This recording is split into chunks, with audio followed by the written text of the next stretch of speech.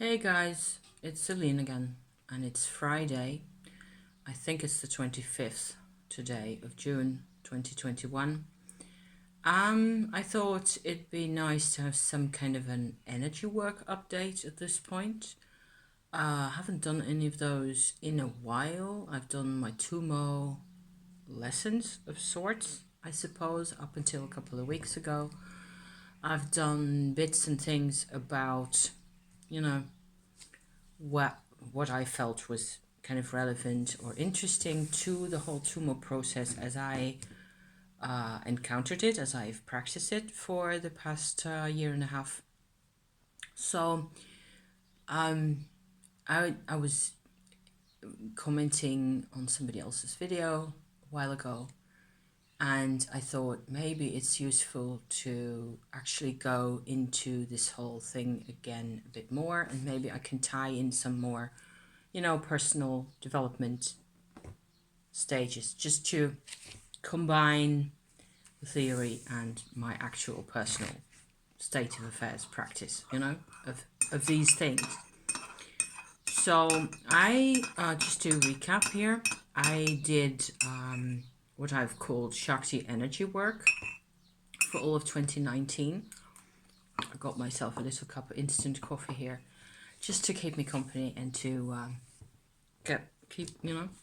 make sure that I'm at least think that I'm awake doing this. It's the middle of the day. I've no reason to not be awake, really. So, yeah. Except, it's been a year, hasn't it? So, yeah. So, 2019, I spent familiarizing myself with what my Shakti energy coming up through my root chakra actually felt like, and whether I could sort of guide it into parts of me from the bottom up, so to speak, and see what it did, and just get to know that. I did not experience any particular huge outbursts of Shakti energy that I was afraid of or that I felt were threatening to me or scary in any way. So I was confident that it was fine what I was doing. On the contrary, I felt I could do a lot more with this, and I engaged in what I call Tumo in 2020 by myself from looking up some old texts about this practice and basically trying to figure out what it was that they were talking about. So, no teachers, no gurus, no lineage, at least not that I'm aware of in this life. I've always felt attracted to all the Shakti and practices and all the, Kundalini things and whatever that's all about. And for some reason, I don't at all feel attracted to people telling me what to do. Not the only one who is like that. So I felt always that for me, the actual safest way and best way to learn is to just go it alone, to just practice a bit at a time, see what it does, and just be responsible, be accountable for my own process, for what it is that I want myself to do, and what it is that it makes me feel like afterwards, and what it does for me. So this is all. So far, I've been really successful, I think, and really lucky in facing like my menopause challenge recently. That's been quite a bit of a challenge for a few times where in the cycle I was like, what am I supposed to be doing with this? And having the Tumo techniques, in ready available for me has made a huge difference in how I feel and how energized I feel and how capable I feel of just doing the things that I need to do in my life, right? So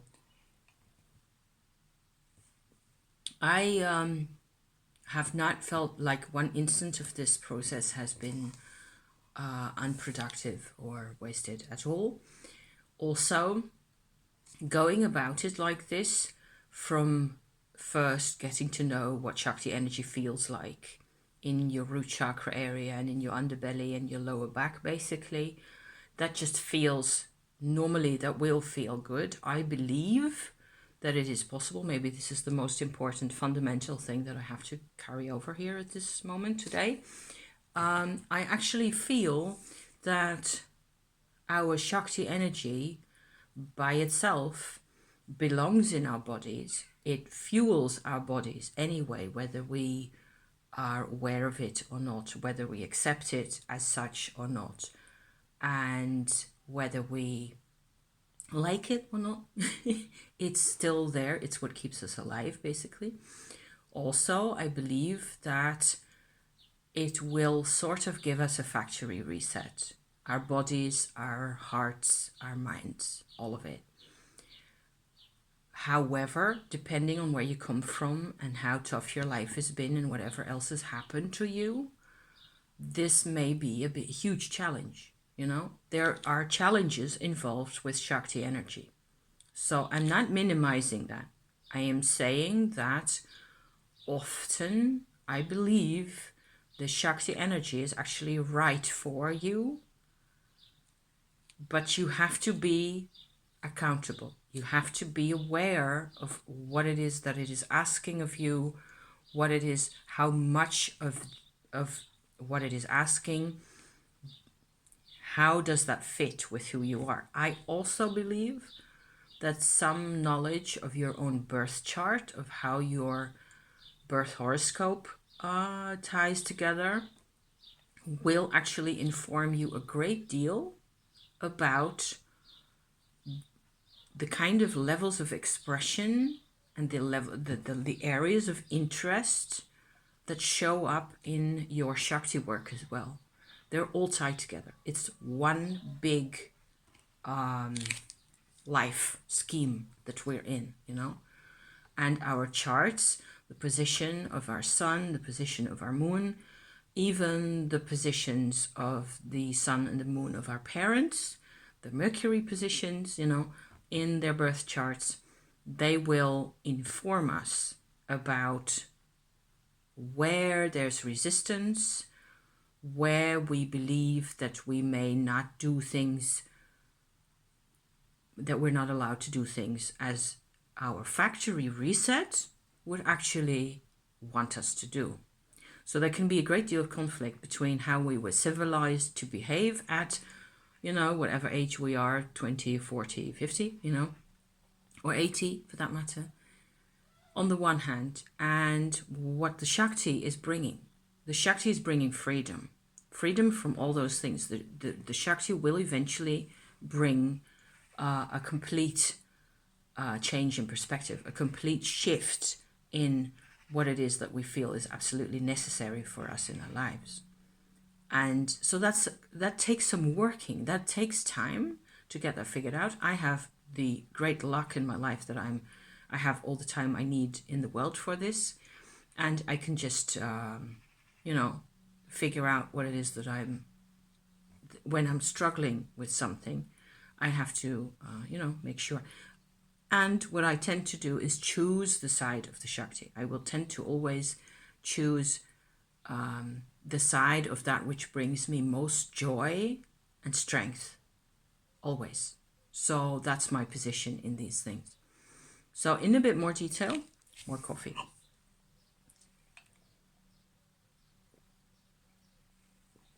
In a bit more detail, I've noticed what with Tumo, the only difference really with Tumo is that you engage a different set of 3 so-called Dantians. There isn't really a Western word for those, that are actually like chakras, I believe, except that they're sitting inside the body at 3 different levels.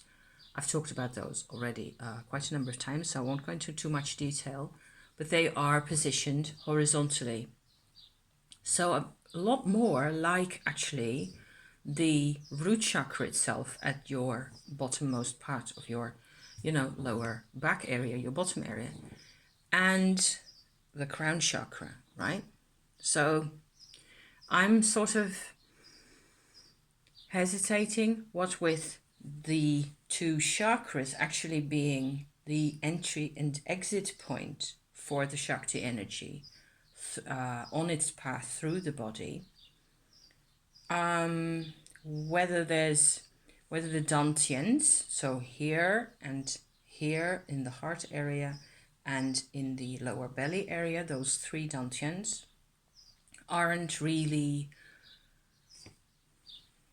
built in, encapsulated little transformation stations, for the Shakti energy. That's the purpose of the Dantian. Yesterday, I went to the woods with my husband after he had his vaccine, his second COVID shot, and we'd had a bit of a drive around. We had to go to another place and do another thing, and then actually in the end we went to the forest and had a walk for an hour or so. Very pleasant, by ourselves. Thursday afternoon, very nice. Nobody really in the forest, so we had a lot of time to ourselves for that time that we were actually there. And we sat on a bench for a bit, and I actually sort of coached him into a first time encounter of his Shakti energy, which by now he really knows rather well, and his first Dantian. It's so interesting to be coaching somebody else now, somebody who's willing, somebody who's said yes a couple of times already to this whole process, somebody who's seen me go through my things and who knows and understands and sees that it's working for me. So he doesn't mind. He's fine with, being led along this path by me, which is like quite an honor, actually. He felt he could become aware and feel, I think for the first time, the first really pleasant, really difficult to express, sort of a bit of a reset that happens in your first Dantian, in your belly Dantian, when the Shakti comes in for the first time. And every time it happens again afterwards, the Dantian actually needs the Shakti. And oftentimes, I believe it does need a bit more Shakti than it is getting in our lives, where we tend to, scrunch everything up, especially down there. And that's no good, You have to sit like a huge, big earth goddess and let it do the thing for you. When you do that, and the Shakti comes into this Dantian after having gone through all the processes that I've described already with my checkpoints along, along the areas that are beneath the Dantian, you can feel that the Dantian itself brightens up through the Shakti. And that alone already, that's not yet Tumo. It's just engaging the Shakti and the Dantian together for the first time. That already resets your whole belly. It'll make so much of what is emotional and physical and all the things that are in here, in your torso even, everything just becomes lighter, easier, brighter, warmer from having access to this Dantian energy. So the more this is allowed, the better we will feel. The less medications we will need. It doesn't mean that you will never need painkillers again, because there will still be bits and pieces of us that are just not cooperating. So that having said that, this is just a little description of what happened for him. He was really pleased. You could see that he was just like going, okay, phew, that's actually a lot better. This makes me feel a lot happier. He kept up this energy level in his belly from the Dantian for at least half an hour's worth afterwards. And I said to him he had to go to the supermarket for us to get a couple of things, just really quickly, really short shopping run, while I drove the car home and put up the kettle for tea and started on dinner and so on. And I said beforehand, now please, if you go into the supermarket, keep an eye on this Dantian, or check in with it after the supermarket and see how you feel now. Compared to how you feel at this moment, compare that with how you feel after the supermarket. So he came home and brought in the shoppings and put it all away, etc. And he said, yeah, it took me a minute to remember what you said, but I really didn't, it was lost. It was gone. The sense of lightness and brightness that I'd got earlier was actually nearly gone after the supermarket. It just went zoop, dark again.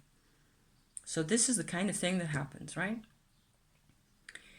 I don't want to go into all sorts of personal details and too much, to bore you with or to confuse all of us with, I do want to, however, compare this schematic of these two big chakras, top and bottom, and these 3-layer Dantians, which is like 5 layers in all. If you clue in the Earth Star chakra, which is beneath your feet as well, you're at 6 levels like that, okay? Then there's, all these are horizontal. All these are in this plane. The chakras that we're always taught about and that we see on the internet everywhere and on everybody's t-shirts and things like that, they are vertical chakras. So I've been trying to think and figure out for myself what the difference is, whether there's really, I'm not even sure whether in terms of actual energy system there is that much of a difference. What I think is important for me to say to you at this particular point is only one thing. The chakras, everybody's talking about chakras the whole time. Because, I think also because it's safe, because everybody knows what we're talking about and what it looks like and the color schemes and all that is, it's not really open for discussion. Well, I want this to be slightly more open for discussion, really, where the only thing I really want to point out at this point is that these chakras that we know that are there, I believe they actually are there in the way that they're portrayed, more or less, where, the color schemes and the symbols and the triangular type symbols that you get to see sometimes for chakras and all that, and the petal patterns and all that stuff, I believe all that stuff is mainly symbolic and very traditional, okay? It doesn't mean it's not relevant, but it's a tradition and it's a representation, it's a symbol. Just like the letter A represents different sounds in your language or in mine, but it's still the same A letter. So there's a bit of a fiddle going on with believing that symbols actually are the physical truth in us, in you and me. And coming from my Tumo background and my Tumo practice, as I have, studied it for all this time now, I feel that the chakras that we know, with or without the symbols, with or without the colors, or any other type of shape that you want to show them as, what they really are expressions to the front and sometimes even to the back, to the outside. So we tend to observe chakra mechanisms, chakra behavior, chakra colors and shapes and all the rest of it from the outside. I do not really work with my own chakras in here because they're just at the end of the line, an exit point of my energy system. What I work on is behind my chakra system, way behind. And my Shakti work, becoming Tumo at level 1, at Dantian number 1, then becoming secondary Tumo at this level, tertiary Tumo at this level. All those things, all those processes exist like way behind the chakras. And yes, my chakra expression has improved, of course, from all that. Because if you work on the background, you are going to have improvement on the foreground as well. That just makes sense, right? But it has never been my focus of attention. And I'm glad that I just went with my gut in this, literally, actually, really literally went with what my gut was telling me, because my these are actually positions. The heart chakra is several in here, the throat chakra, and all the rest of it. They really are end stations of a lot of things that are going on the inside. So the deeper our problems in life are, especially vibrational problems that we may have inherited from I don't know how many ancestors, all that stuff will be opened up, made available to us. You can work on all those things with actual real life solid tools, using Shakti energy, using Tumo. I believe Tumo it's just one word, it's just one name. And maybe there are other practices in the world with other names that work in the same way, where this transformation actually takes place. I have not found them. I have not found any other references to this type of energy transformation thing going on inside you. I have noticed that you actually do have to want it to happen. You have to sit there and observe and be a part of it for it to actually start happening.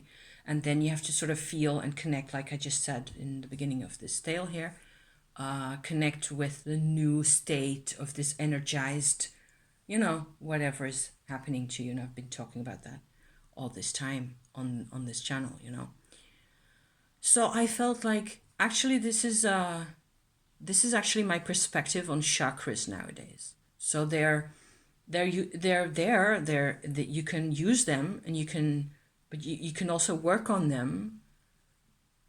But it depends really very much what you want. If you're looking for the deepest possible healing, if you need the deepest healing, then, just realigning a chakra. I've tried this with my own heart chakra a few times, and it didn't work because the paths, multiple inside my heart area, going all the way here. This is like, what is this? More than 20 centimeters, all the way in. It was a huge mess. And I needed to rebuild that from the inside out. I needed to extricate a whole lot of, blockages and things that were going on in there. And Shakti will do that for you. So there you are. That's, I think, my share for the day, my little energy update lesson thing for the day. Perspective, just a perspective, And I'm immensely grateful for the level of deeper sight that I am getting thanks to my Shakti perspectives. And it's tricky. There are days where it's really impressive. It's a big load of energy that you really need to learn how to work with. So it's small wonder that people tend to just, back off and not engage. Also kind of a shame, because it can really help in many cases. So there. So thank you for being here once again. I'm going to wish you a very happy weekend. It's summertime on this side of the globe anyway. And we're going to be getting some nicer weather, it looks like, on this end. I'm going to finish my coffee and then go off to town to get my sewing machine fixed, hopefully. So here's hoping. Thank you for watching, and see you next time. Okay, bye-bye for now.